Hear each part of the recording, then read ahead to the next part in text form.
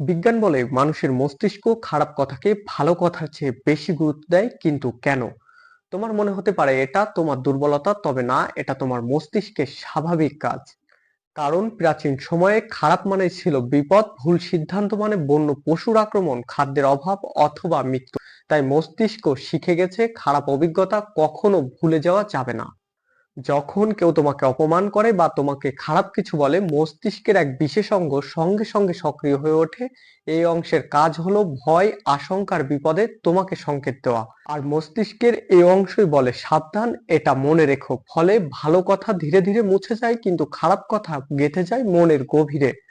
এই কারণেই সারাদিন ভালো গেলেও একটা খারাপ কথা তোমার পুরো দিনটি নষ্ট করে দিতে পারে। আর তুমি ভাবো, আমি এত বেশি ভাবি কেন? আসলে বেশি ভাবছো না, এই সময় তোমার মস্তিষ্ক তোমাকে রক্ষা করতে চাইছে। তবে মনে রাখতে হবে, সব খারাপ কথা সত্য নয়, কিন্তু মস্তিষ্ক সবকিছুই সত্য ধরে নেয়।